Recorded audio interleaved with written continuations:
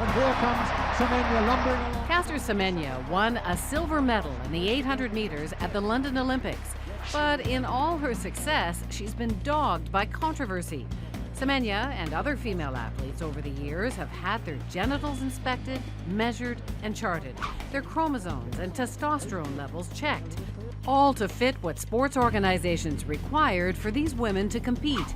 Under pressure, the IOC is reviewing its rules, for now, allowing women like Semenya to compete without testing their testosterone levels. But the battle is not over. For most people, gender seems clear. But for a portion of the population whose genitalia or chromosomes are not what's considered conventionally female, or for women with naturally high levels of testosterone, it's not that simple.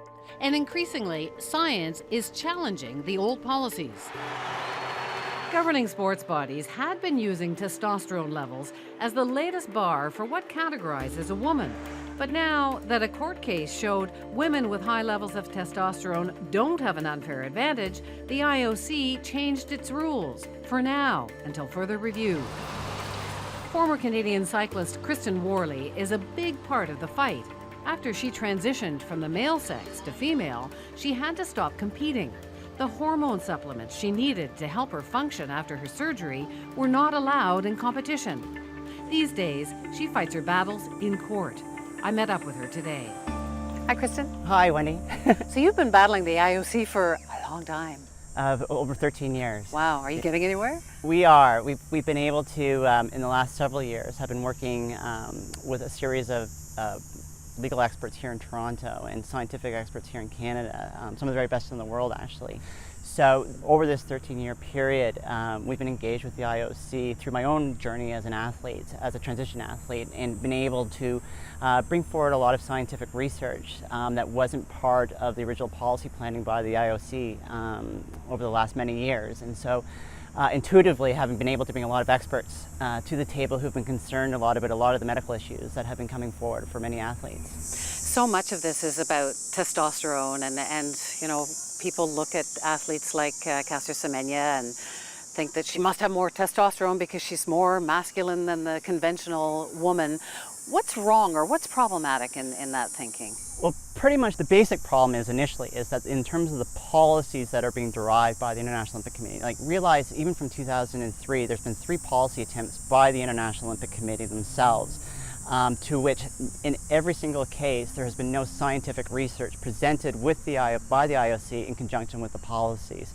So that in itself has several ethical issues in which policy are being implemented into international sport through the International Olympic Committee, through the Olympic movement. So it's towards based athletes. on the assumption that there's an advantage if a female has more testosterone. It's a social modeling of how we see men and women, not just in sport, but in society. But isn't it an advantage? It's not. The science is showing that we can't talk about human performance until we understand how androgens work or testosterone works in the human body. The other side, to play devil's advocate here, is that if there are no restrictions on testosterone levels, that it might be more fair for the minority of women who might have high testosterone levels or be intersex, but it would be unfair for the majority of women who don't, and that it could turn into very different kinds of sort of professional competition. Well, that's kind of the misnomer. I mean, it's interesting because we always look at athletes, and I mean athletes XX or XY, again, separate of their sex, is that in high performance sport, we are already looking at exceptional people, right? And exceptional bodies, exceptional talent. That's why they're there on the world stage and doing exceptional things.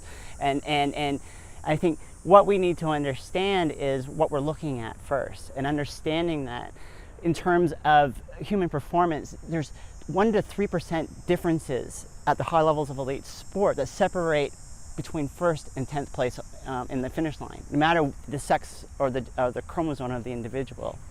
There has been change, right? They used to just base the decisions on chromosome testing, which is not the true determiner of whether someone is a man or a woman. When you started out, there used to be actually sex, like checking your genitalia. That doesn't happen anymore.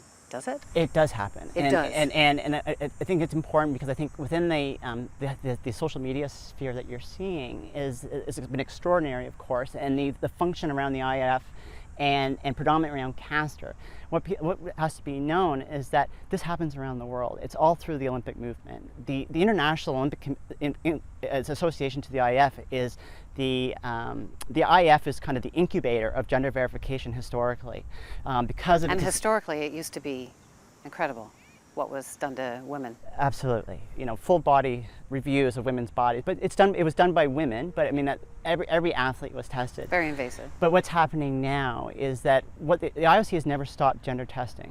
They've just actually been rewording it and redoing it. And again, I want to be able to make really sure that it's understood that there's no proven science to their policies. But just to be clear, no science to prove that if someone has higher testosterone levels, that means they can't be a woman, or because their genitals are a little bit different or their chromosomes are a little bit, that doesn't mean they're not a woman. The sex of the body doesn't matter. It's all about how the receptor uptake of the body and how the body uses androgens. And so that's not even in the dialogue, because in that's what's really important in this discussion, because it's been the IOC pushed this out as an issue of testosterone and to this space with no science or research.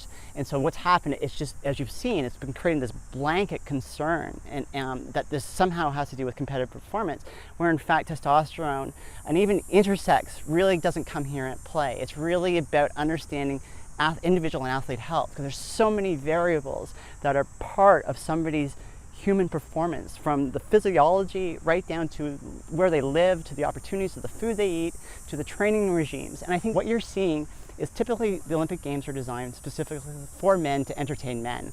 And what happened is in the last 30 to 40 years, women have now, through the social changes of our society, allowing women to participate in sport rather than being homemakers and having children and so on, to where now there's greater opportunity, there's more program development, there's more money being involved, and there's changes in technologies and so on. So you're watching this enormous growth from the female athletes, and it's been exceptional watching this through the Olympics. There's been so much change just socially in terms of, people, same-sex marriage and people even Caitlyn Jenner. Yeah. Is the IOC behind the times?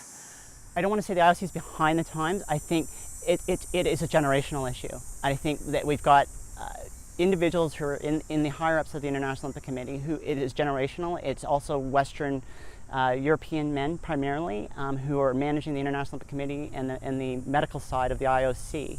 And they're out of touch with the sciences, but they're also trying to conform to a social ideology for commercial reasons. So are you getting there? Do you feel like you're making progress? We're making great progress, yes. And all the darkness of gender verification and all the terrible things that have come out of it, if there's any goodness that will come out of this, is that it's going to go into the health sciences and going to be able to change healthcare, not just in Canada, but around the world. It didn't help you? No, I realize, and many of the athletes that I've helped around the world in my own journey, my journey as a Canadian cyclist was not to be a medal winner. My journey was to be a messenger. It's been lovely to talk to you. Thank you.